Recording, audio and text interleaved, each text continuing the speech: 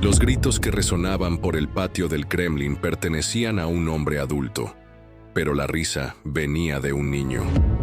Iván Vasilievich, de 14 años, se sentaba en su trono dorado, observando con ojos brillantes cómo osos hambrientos despedazaban a un boyardo tembloroso que se había atrevido a cuestionar su autoridad. La carne del noble desaparecía en trozos carmesí, mientras los hombres más poderosos de Rusia permanecían inmóviles de terror, incapaces de apartar la mirada del entretenimiento retorcido de su zar adolescente. Este no era un gobernante ordinario. Era un niño que había transformado el poder absoluto en horror absoluto, blandiendo la corona como un arma ensangrentada contra su propio pueblo. Las mismas manos que deberían haber estado aprendiendo a escribir poesía estaban perfeccionando el arte de la tortura. La misma mente que debería haber estado estudiando matemáticas calculaba cuántas maneras diferentes podía quebrarse un cuerpo humano. Iván IV sería conocido en la historia como Iván el Terrible, pero su reino de terror no comenzó cuando alcanzó la edad adulta. Comenzó aquí, en la infancia, cuando un huérfano abandonado descubrió que el miedo era la moneda definitiva del poder. La pregunta que atormenta a los historiadores no es si Iván era un monstruo, sino cómo un niño inocente se convirtió en el mismísimo diablo. La respuesta yace enterrada bajo siglos de sangre, traición y una corona que nunca debería haber tocado manos tan jóvenes y dañadas. La sangre en los suelos del Kremlin no empezó a fluir cuando Iván se convirtió en monstruo. Había estado ahí todo el tiempo, filtrándose en la conciencia de un niño de 3 años, que vio morir a su padre y su mundo estallar en caos. La muerte del gran príncipe Basilio III, en 1533, no solo dejó a Rusia sin gobernante, dejó a un pequeño rodeado de lobos disfrazados de nobles. La madre de Iván, Elena Glinskaya, trató desesperadamente de proteger el derecho de nacimiento de su hijo, pero las familias boyardas olieron la debilidad como depredadores que huelen presa herida. El clan Shuisky y la familia Belsky rodearon el trono, su hambre de poder convirtiendo el palacio en un campo de batalla, donde los gritos de un niño no significaban nada y la sangre adulta corría libremente. Cuando Elena murió misteriosamente en 1538, probablemente envenenada, Iván de 5 años quedó verdaderamente solo. Lo que siguió fueron 8 años de tortura psicológica disfrazada de regencia. La familia Shuisky tomó el control primero, tratando a Iván como una mascota cara en lugar de su soberano. Lo vestían con túnicas reales para ceremonias. Luego lo encerraban mientras saqueaban el tesoro y asesinaban a sus rivales en los mismos salones donde él jugaba. El príncipe Andrei Shuisky irrumpía en las cámaras de Iván sin ceremonia, sus botas embarradas con la sangre de enemigos recién ejecutados, tratando al niño zar como un sirviente inconveniente. Iván observó a las familias nobles destruirse unas a otras con una creatividad que más tarde inspiraría sus propios métodos. Vio hombres desollados vivos por desacuerdos políticos. Fue testigo de cabezas montadas en estacas como decoraciones. Aprendió que la lealtad era un cuento de hadas y que el poder pertenecía a quien estuviera dispuesto a derramar más sangre para reclamarlo. Los boyardos lo paseaban ante embajadores extranjeros como un animal amaestrado, forzándolo a recitar discursos mientras ellos manejaban los hilos. A puerta cerrada, lo descuidaban completamente. Los sirvientes reportaban encontrar al joven zar en ropas desgarradas, rogando por comida, durmiendo sobre paja sucia mientras sus supuestos protectores banqueteaban en habitaciones hechas de oro. Pero los niños notan todo. Iván absorbió cada humillación, catalogó cada traición y memorizó cada rostro que lo había mirado con desprecio. Los príncipes Shuisky pensaron que controlaban a un niño indefenso, pero en realidad estaban creando a su propio verdugo. A los 13 años, Iván había aprendido la lección más peligrosa de todas, que el poder absoluto combinado con crueldad absoluta era el único lenguaje que los boyardos entendían. Le habían enseñado bien, y pronto sería hora de su examen final. La corona dorada de Monómaco nunca había tocado una cabeza tan joven, tan dañada o tan peligrosa. El 16 de enero de 1547, Iván Vasilievich, de 16 años, se arrodilló en la Catedral de la Asunción, mientras el metropolitano Macario colocaba la diadema antigua sobre su frente, proclamándolo el primer zar oficial de toda Rusia. La ceremonia fue una obra maestra de pompa. Estandartes de seda ondeaban como pájaros enjollados, el incienso nublaba el aire con perfume divino, y los mismos boyardos que lo habían atormentado durante 13 años, ahora se postraban ante su antigua víctima. La voz de Iván resonó clara y fuerte mientras pronunciaba su discurso de coronación, prometiendo justicia, prosperidad y gobierno piadoso a su pueblo. Los nobles reunidos vieron a un joven apuesto con ojos inteligentes y porte real, exactamente lo que Rusia necesitaba después de décadas de caos. Los embajadores extranjeros escribieron reportes brillantes sobre el prometedor nuevo zar que hablaba de reforma y rectitud con convicción apasionada. Pero bajo las túnicas de armiño y cadenas doradas, las cicatrices permanecían invisibles. Cada sonrisa que Iván ofreció a sus antiguos torturadores estaba cuidadosamente calculada. Cada gesto gentil enmascaraba una memoria de humillación que había sido tallada en su psique como palabras grabadas en piedra. El niño que había rogado por migajas ahora era el amo de los hombres que se las habían negado. Su matrimonio con Anastasia Romanovna, 3 semanas después, pareció completar su transformación en un gobernante ideal. Anastasia era todo lo que los boyardos podrían haber esperado. Hermosa, devota, gentil, y de una familia noble respetable que no representaba amenaza política. Parecía calmar las tendencias más volátiles de Iván. Su voz suave, capaz de tranquilizar la ira que parpadeaba detrás de sus ojos como llamas ocultas. Por un breve momento, pareció que el niño traumatizado había crecido para convertirse en un rey sabio. Iván estableció nuevos códigos legales, reformó el ejército y habló elocuentemente de crear una sociedad justa, donde el mérito importara más que el linaje. Los boyardos se felicitaron por sobrevivir al periodo de regencia, con un zar funcional que parecía listo para gobernar con sabiduría, en lugar de venganza. No podrían haber estado más equivocados. La coronación no había sanado las heridas de Iván, simplemente le había dado el arma definitiva para saldar viejas cuentas. Cada reverencia de un príncipe Shuisky, cada sonrisa de un señor Belsky, estaba siendo cuidadosamente anotada y recordada. El niño asustado había desaparecido, reemplazado por algo infinitamente más peligroso. Un adolescente dañado con poder absoluto y memoria fotográfica para cada agravio, cada humillación y cada rostro que había observado su sufrimiento en silencio. La hermosa coronación fue en realidad un funeral, por la última esperanza de que Iván IV pudiera convertirse en algo distinto del monstruo que sus torturadores habían creado. Los primeros gritos vinieron de las perreras del palacio. La fascinación infantil de Iván por arrancar alas a las moscas había evolucionado hacia algo mucho más siniestro. Experimentos sistemáticos en perros y gatos que revelaban una mente obsesionada con la mecánica del sufrimiento.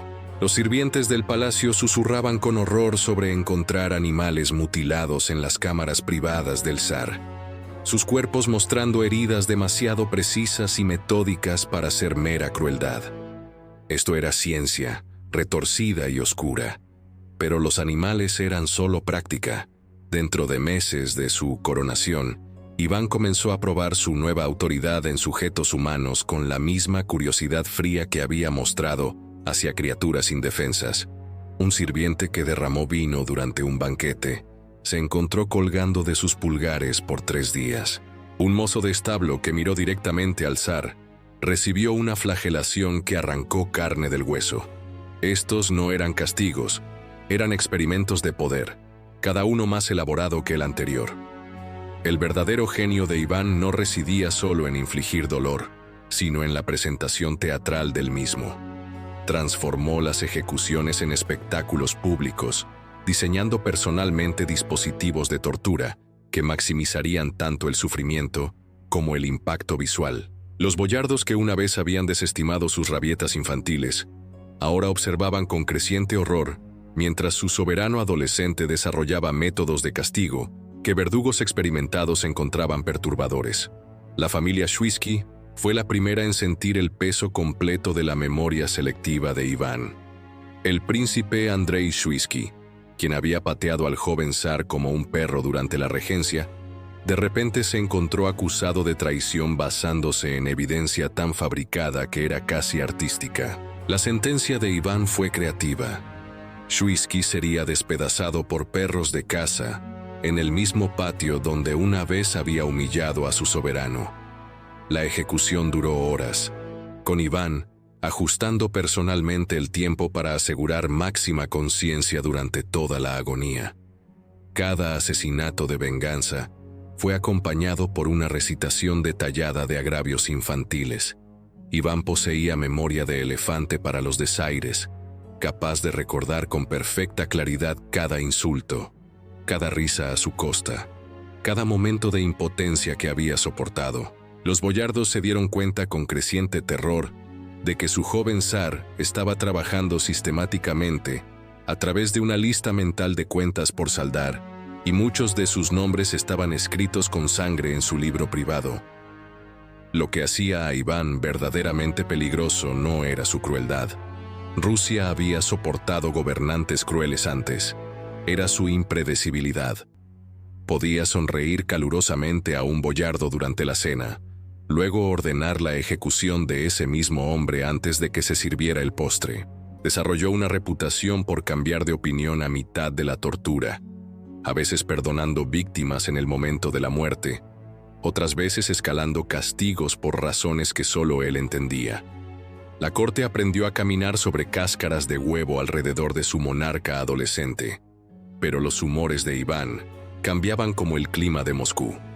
El sol brillante podía convertirse en tormenta mortal sin advertencia. Para 1548, los mismos nobles que una vez lo habían controlado dormían con armas bajo sus almohadas, sabiendo que su antigua víctima se había convertido en su posible verdugo y que el niño asustado que recordaban ahora era el hombre más peligroso de Rusia. Las llamas que consumieron Moscú en junio de 1547 no solo destruyeron edificios de madera, incineraron los últimos vestigios de la cordura de Iván. Lo que comenzó como un fuego accidental en el campanario de una iglesia se convirtió en un infierno que devoró distritos enteros, transformando la capital de Rusia en una visión del infierno que cambiaría para siempre la relación de su zar de 17 años con su propio pueblo. Iván se paró en las murallas del Kremlin, observando su ciudad arder, el resplandor naranja reflejándose en su rostro, mientras el humo ahogaba el cielo de negro. Pero el fuego fue solo el comienzo de su pesadilla. Mientras las llamas consumían los hogares de miles, las multitudes presas del pánico comenzaron a buscar a alguien a quien culpar, y su furia se asentó en la familia Glinsky, los parientes maternos de Iván que habían ganado poder y riqueza a través de su conexión al trono. La rabia de la turba estalló en violencia que hizo que el fuego pareciera misericordioso en comparación. Arrastraron al tío de Iván, el príncipe Yuri Glinsky, de una iglesia donde había buscado santuario, golpeándolo hasta la muerte con sus propias manos antes de arrojar su cadáver destrozado a las puertas del Kremlin. La multitud gritó acusaciones de brujería y hechicería, afirmando que los Glinsky habían causado el fuego a través de magia oscura para eliminar a sus enemigos políticos. Pero el horror que quebró la mente de Iván no fue la vista del cuerpo roto de su tío. Fue el momento en que se dio cuenta de que su esposa embarazada Anastasia y su hija bebé estaban atrapadas en el palacio en llamas, luchando a través de corredores llenos de humo para llegar a ellas, sus manos sangrando por tocar manijas al rojo vivo, sus pulmones quemándose con cada respiración desesperada. Encontró a Anastasia inconsciente por la inhalación de humo, abrazando a su hija bebé que apenas respiraba. Mientras Iván llevaba a su familia a la seguridad, algo fundamental se quebró dentro de su mente. Las acusaciones de conspiración de la multitud comenzaron a tener perfecto sentido para sus pensamientos paranoicos. El fuego era demasiado conveniente, demasiado perfectamente cronometrado para destruir a sus partidarios y aterrorizarlo hasta la sumisión. Los boyardos que lo habían controlado de niño ahora estaban tratando de asesinar a su familia y reclamar su poder a través del caos orquestado. En las semanas que siguieron, la investigación de Iván sobre el fuego se convirtió en una obsesión que consumía cada momento de vigilia. Vio traición en cada rostro, conspiración en cada conversación y brujería en cada evento inexplicable. El mismo niño que una vez había mostrado misericordia ocasional, ahora exigía confesiones de cualquiera remotamente conectado con la familia Glinsky o las secuelas del fuego. Las cámaras de tortura bajo el Kremlin, previamente usadas escasamente para prisioneros políticos, se convirtieron en el laboratorio de Iván para extraer verdad a través de agonía. Supervisó personalmente el interrogatorio de supuestos conspiradores, desarrollando nuevas técnicas que combinaban dolor físico con terror psicológico. Hierros calientes, ruedas de quebrar y tortura por agua se convirtieron en herramientas estándar mientras Iván se convencía de que medidas extremas eran necesarias para descubrir la vasta conspiración contra su trono. Su primera ejecución masiva tuvo lugar en la Plaza Roja 3 meses después del fuego. 27 hombres y mujeres, desde sirvientes hasta nobles menores, fueron colgados simultáneamente mientras Iván leyó en voz alta sus confesiones de brujería y traición. La multitud que una vez había pedido sangre Glinsky, ahora observó en silencio mientras su joven zar demostró que su capacidad para la violencia superaba con mucho cualquier cosa que pudieran haber imaginado. El incendio de Moscú le había mostrado a Iván que sus enemigos no se detendrían ante nada para destruirlo, ni siquiera incendiar toda la ciudad capital. Su respuesta fue demostrar que él no se detendría ante nada para destruirlos primero, estableciendo el terror como la piedra angular de su reinado y la paranoia como el lente a través del cual vería cada interacción humana por el resto de su vida. Para 1565, la paranoia de Iván había evolucionado de venganza personal a exterminio sistemático. El zar de 35 años ya no confiaba en ejecuciones individuales para limpiar Rusia de traición. Necesitaba un ejército de oscuridad para igualar la escala de conspiración que imaginaba, acechando en cada sombra. Así nació la Oprichnina, 6.000 jinetes vestidos de negro que transformarían el terror personal de Iván en una pesadilla nacional. Estos no eran soldados ordinarios. Cada oprichnik montaba un caballo negro y vestía las túnicas negras fluidas de la muerte misma, pero sus símbolos más escalofriantes eran la cabeza de perro cortada colgando de su silla de montar y la escoba atada a su estribo. La lógica retorcida de Iván era brutalmente simple. Como perros, morderían a sus enemigos hasta la muerte. Como escobas, barrerían la traición del suelo ruso. El simbolismo no se perdía en nadie. Estos hombres tenían licencia para matar sin pregunta, juicio o misericordia. Iván dividió la propia Rusia para alimentar su paranoia. Talló la Oprichnina, un reino separado dentro de su reino, donde las leyes normales no significaban nada, y sus ejecutores vestidos de negro solo le respondían a él. Ciudades enteras se despertaron bajo control oprichnik de la noche a la mañana, sus poblaciones sujetas a los caprichos de hombres que veían la tortura como tanto deber como entretenimiento. La destrucción sistemática comenzó con confiscación de propiedades que era realmente robo legalizado. Familias boyardas ricas observaron sus propiedades confiscadas, sus tesoros redistribuidos a los seguidores de Iván y sus derechos ancestrales disueltos por decreto imperial. Pero el genio de Iván para la crueldad significó que perder todo era solo el comienzo. Mantenerse vivo requería navegar un laberinto imposible de acusaciones donde la inocencia misma era evidencia de culpa. Las ejecuciones públicas se convirtieron en la forma preferida de teatro de Iván, con los oprichniki sirviendo tanto como actores como audiencia. En la Plaza Roja de Moscú, Iván supervisó personalmente torturas que empujaron la resistencia humana más allá de sus límites. Perfeccionó el arte de mantener conscientes a las víctimas a través de agonía prolongada, usando metal calentado, aceite hirviendo y desmembramiento cuidadosamente controlado para extraer confesiones de conspiraciones que existían solo en su mente fracturada. La eliminación de la familia Staritsky demostró el enfoque metódico de Iván al asesinato dinástico. El príncipe Vladimir Staritsky, el primo de Iván y rival potencial, fue forzado a beber veneno mientras su esposa e hijos observaban. Pero la creatividad de Iván no terminó con la muerte.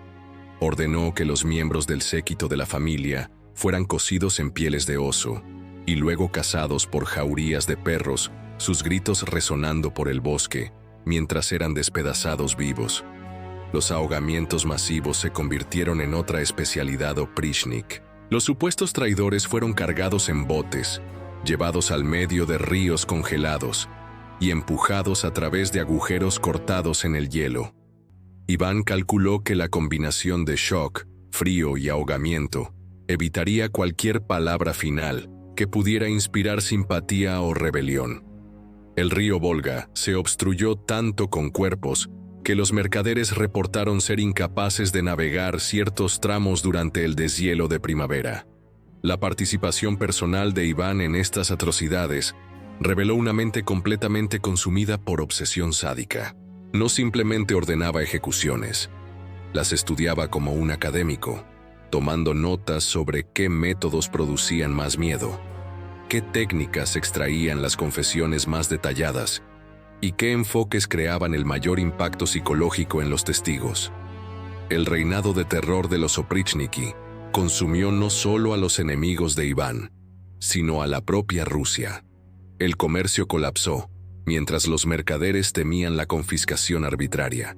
La agricultura sufrió mientras los campesinos abandonaban granjas en lugar de arriesgar ser etiquetados como conspiradores. Linajes nobles enteros desaparecieron de la noche a la mañana, sus nombres borrados de los registros tan completamente como sus cuerpos fueron borrados de la existencia. Para 1572, incluso Iván reconoció que su cura para la traición se había vuelto peor que la enfermedad misma. Los oprichniki fueron disueltos, sus túnicas negras quemadas y su mismo nombre prohibido de documentos oficiales. Pero el daño fue irreversible. Iván había enseñado a una nación entera a vivir en terror, y la lección echaría raíces en la cultura rusa durante siglos venideros. La ciudad de Novgorod había sobrevivido incursiones vikingas, invasiones mongolas e incontables guerras, pero nada en sus 800 años de historia la había preparado para la llegada de Iván el Terrible en enero de 1570. El zar vino no como conquistador, sino como exterminador, convencido de que la antigua ciudad comercial de Rusia conspiraba para rendirse a Lituania y destruir su imperio desde adentro. Lo que siguió fueron 5 semanas de matanza sistemática que conmocionó incluso a los propios instrumentos de terror de Iván. La paranoia de Iván había alcanzado su pico absoluto cuando cartas interceptadas sugirieron que el arzobispo y la nobleza de Novgorod estaban negociando con fuerzas polaco-lituanas. Si la conspiración era real o imaginaria, se volvió irrelevante. Iván vio traición en todas partes y decidió que toda la ciudad necesitaba ser limpiada con sangre. Llegó con sus oprichniki y un plan simple: matar a todos los que pudieran albergar pensamientos desleales, luego matar a todos los que pudieran haber escuchado esos pensamientos hablados en voz alta. La masacre comenzó con precisión teatral. Iván ordenó la construcción de plataformas de tortura especiales en la plaza principal de la ciudad, donde las familias fueron forzadas a observar a sus seres queridos morir en métodos específicamente diseñados para máximo impacto psicológico. Los padres fueron hechos a elegir cuál de sus hijos moriría primero. Los esposos observaron a sus esposas desolladas vivas antes de ser quemados ellos mismos. El zar supervisó personalmente estos espectáculos, tomando notas sobre las reacciones de la multitud y refinando sus técnicas para extraer tanto gritos como confesiones. Pero la verdadera obra maestra de horror de Iván fue la operación del río Volkhov. Ordenó que se cortaran agujeros en el hielo invernal, luego ahogó sistemáticamente a la población de la ciudad en lotes de 50 a 100 personas a la vez. Familias enteras fueron atadas juntas y empujadas a través del hielo, mientras Iván observaba desde la orilla del río, contando cuerpos mientras desaparecían bajo la superficie congelada. Niños tan pequeños como de 5 años fueron incluidos en estos ahogamientos masivos, sus cuerpos pequeños creando salpicaduras menores que Iván encontró particularmente satisfactorias. La carnicería fue tan extrema que incluso los oprichniki endurecidos comenzaron a mostrar signos de colapso psicológico. Estos eran hombres que habían participado en años de tortura y ejecución sin pestañear, pero Novgorod empujó a varios a rebelión abierta contra sus órdenes. La respuesta de Iván fue ejecutar a los oprichniki aprensivos, junto a sus víctimas previstas, demostrando que incluso sus seguidores más leales no estaban a salvo de su definición expandida de traición. La participación personal de Iván alcanzó niveles de brutalidad práctica que los historiadores aún luchan por documentar completamente. Los relatos de testigos oculares lo describen blandiendo instrumentos de tortura personalmente, sus túnicas reales manchadas de sangre mientras se movía de víctima en víctima, como un artesano, perfeccionando su arte. Desarrolló nuevas técnicas para prolongar la agonía, combinando métodos de tortura medieval con innovaciones que revelaron una mente completamente dedicada a la ciencia del sufrimiento. Cuando la orgía de violencia de 5 semanas finalmente terminó, se estimó que 60.000 personas estaban muertas, casi toda la población de una de las ciudades más grandes de Rusia. El río Volkhov se obstruyó tanto con cadáveres que el deshielo de primavera creó un desastre humanitario que duró meses. Los edificios permanecieron vacíos, los mercados cerraron para siempre, y los sobrevivientes vagaron como fantasmas por calles que nunca recuperarían completamente su prosperidad anterior. Novgorod se convirtió en el monumento definitivo de Iván a la rabia paranoica, una demostración de que su capacidad para el mal no tenía límites ni lógica más allá de su propia psicología fracturada. Incluso otros tiranos europeos expresaron horror privado por los reportes de la masacre, reconociendo que Iván había cruzado líneas que separaban la mera crueldad del mal absoluto. La única persona que había logrado calmar exitosamente las furias asesinas de Iván murió el 7 de agosto de 1560, llevándose consigo las últimas restricciones sobre su violencia. La muerte de Anastasia Romanovna no fue solo la pérdida de una esposa amada, fue la separación final de la conexión de Iván con su propia humanidad. Mientras su fiebre consumía su cuerpo, la cordura restante de Iván partió con su alma, dejando atrás a un hombre convencido de que incluso los miembros de su familia eran asesinos potenciales. La enfermedad final de Anastasia desencadenó el episodio paranoico más destructivo de Iván hasta el momento. Se convenció de que los boyardos habían envenenado a su esposa, a pesar de los diagnósticos médicos de fiebre natural. Su muerte transformó su dolor en un arma de destrucción masiva dirigida a cualquiera que hubiera sonreído alguna vez hacia ella, le hubiera hablado, o incluso hubiera mirado en su dirección. El zar, que una vez encontró paz en su voz gentil, ahora escuchaba conspiración en cada susurro y veía traición en cada lágrima derramada en su funeral. Su relación con sus hijos se envenenó por paranoia sucesoria, que se volvió más tóxica con cada año que pasaba. Iván Ivanovich, su hijo mayor y heredero, cargaba la carga imposible de ser tanto el futuro de la dinastía como una amenaza potencial al trono de su padre. La inteligencia y competencia militar del joven, cualidades que deberían haberle llenado de orgullo a Iván, en cambio lo llenaron de sospecha de que su hijo estaba reuniendo apoyo para derrocarlo. El zarevich de 27 años caminaba sobre cáscaras de huevo alrededor de su padre cada vez más inestable. Pero la paranoia de Iván hacía imposibles las relaciones padre-hijo normales. Cada conversación se convertía en interrogatorio. Cada muestra de competencia se interpretaba como ambición. Cada momento de popularidad con la nobleza se veía como evidencia de conspiración. Iván comenzó a tratar a su propio hijo como un prisionero político en su propio palacio. El momento fatal llegó el 19 de noviembre de 1581. Durante lo que los testigos describieron como un desacuerdo rutinario sobre estrategia militar. Iván Ivanovich había criticado el manejo de su padre de la guerra de Livonia, sugiriendo tácticas alternativas que podrían terminar el conflicto costoso más exitosamente. Para cualquier otro padre, esto hubiera sido un momento de orgullo en el pensamiento estratégico de su hijo. Para Iván el Terrible, fue confirmación de traición largamente sospechada.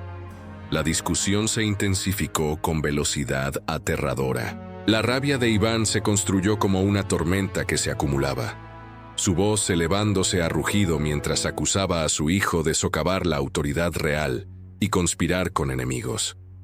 Iván Ivanovich trató desesperadamente de explicar su lealtad, pero la mente paranoica de su padre interpretó cada palabra como evidencia adicional de culpa.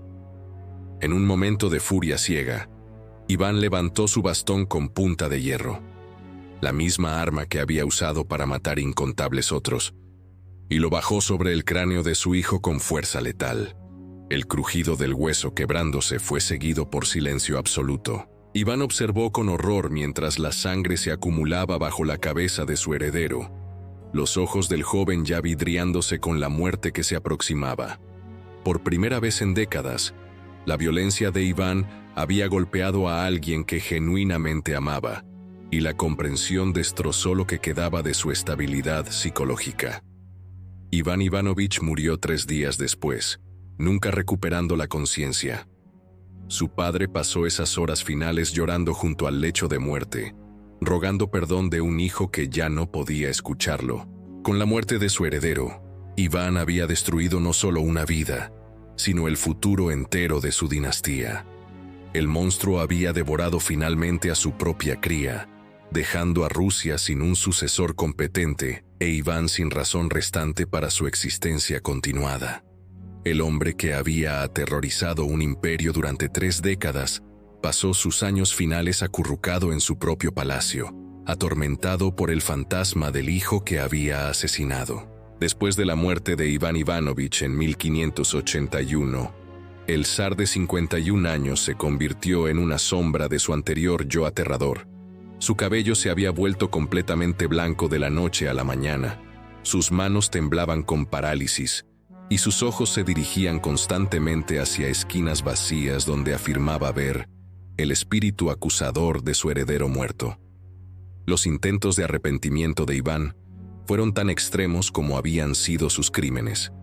Redactó cartas de abdicación, considerando seriamente retirarse a un monasterio, donde pudiera pasar sus años restantes rezando por perdón. Las mismas manos que habían blandido instrumentos de tortura, ahora se aferraban a cuentas de oración hasta que sus nudillos sangraban, y la voz que había ordenado ejecuciones masivas ahora susurraba súplicas desesperadas a un Dios del que no estaba seguro si escucharía las confesiones de un monstruo.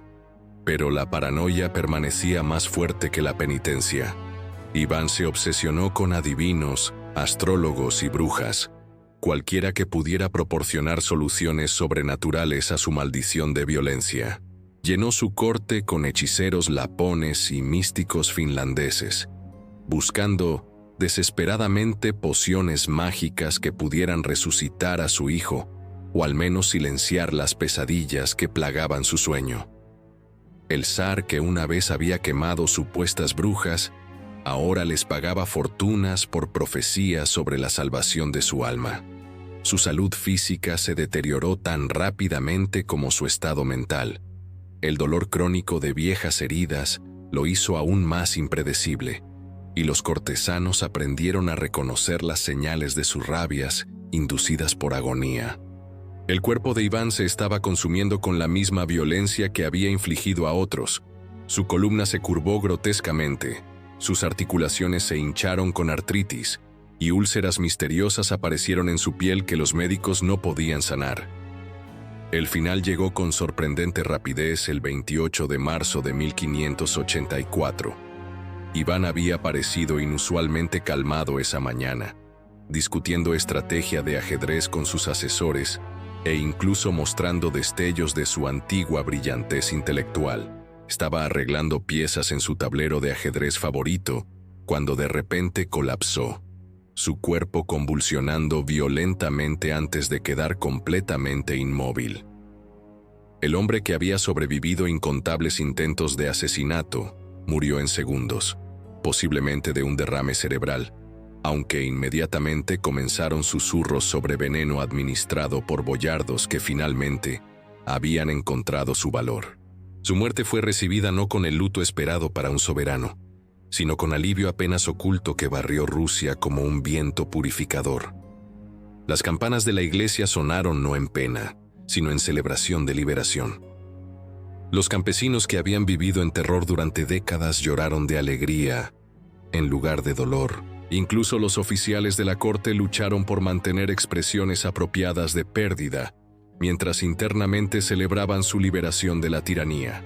La procesión fúnebre de Iván el Terrible se movió por las calles de Moscú, flanqueadas por multitudes silenciosas que observaron el viaje final de su torturador, con la esperanza cautelosa de supervivientes emergiendo de una pesadilla larga. El monstruo finalmente estaba muerto, pero su legado de miedo atormentaría la cultura rusa durante siglos, un recordatorio de que el poder absoluto en las manos de un niño dañado podía transformar una nación entera en un cementerio de su propia creación.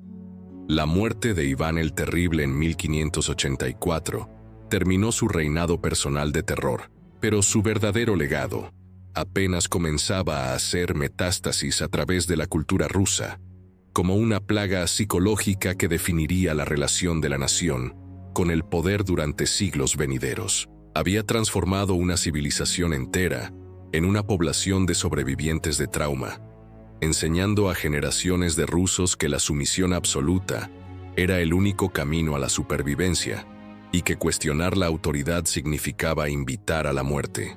El sistema político que Iván creó, donde el miedo era la herramienta primaria de gobierno y la paranoia se consideraba liderazgo prudente, se convirtió en la plantilla para futuros autócratas rusos.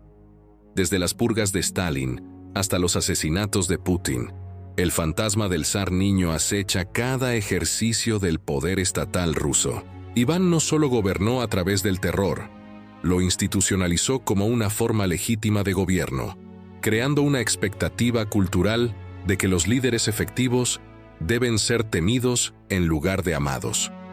La psicología moderna ofrece perspectivas perturbadoras sobre la transformación de Iván de huérfano, traumatizado, al tirano más brutal de la historia. Su infancia se lee como un caso de manual de trauma complejo. Abandono, negligencia, exposición a la violencia, impotencia y humillación durante años de desarrollo crítico. Los expertos contemporáneos reconocen los patrones: la hipervigilancia, la incapacidad de confiar, la rabia explosiva y la necesidad desesperada de controlar a otros a través del miedo. La crueldad de Iván no nació del mal inherente, sino de una mente rota, tratando de asegurar que nunca volvería a ser impotente.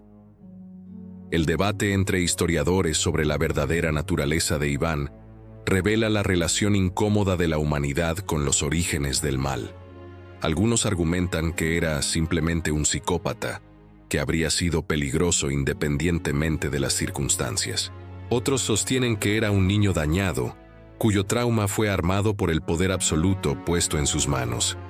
La verdad probablemente yace en la intersección aterradora de ambos factores. Un niño psicológicamente herido, dado autoridad ilimitada sobre vidas humanas, creando las condiciones perfectas para que la monstruosidad floreciera. La historia de Iván sirve como un estudio de caso escalofriante sobre lo que sucede cuando las sociedades fallan en proteger a sus miembros más vulnerables. Los boyardos que lo abusaron y negligieron durante su infancia crearon a su propio verdugo, pero sus acciones individuales tuvieron consecuencias generacionales que se extendieron mucho más allá de sus destinos personales. Rompieron a un niño, y ese niño roto quebró a una nación entera. Quizás el aspecto más perturbador del legado de Iván es cuán joven era cuando su reino de terror comenzó. La masacre de Novgorod, la creación de los Oprichniki, la tortura sistemática de miles. Estas no fueron las acciones de un tirano de mediana edad, embriagado por el poder, sino las decisiones calculadas de un hombre aún en sus 20s y 30s. El monstruo estaba completamente formado para sus años adolescentes, sugiriendo que el daño crítico había sido hecho durante su primera infancia. Iván el Terrible nos fuerza a confrontar una verdad incómoda sobre la naturaleza humana, que los monstruos no nacen en el infierno, sino que son creados en los ambientes muy humanos de abandono, abuso y poder descontrolado. Su reinado permanece como una advertencia eterna de que el trauma infantil, cuando se combina con autoridad absoluta, puede transformar el sufrimiento inocente en horror generacional. El niño que una vez rogó por migajas se convirtió en el hombre que alimentó a sus enemigos a los osos. La pregunta que nos atormenta no es si Iván era malvado, sino si cualquiera de nosotros, dadas las mismas circunstancias y el mismo poder, podríamos haber caminado el mismo sendero empapado de sangre hacia la condenación.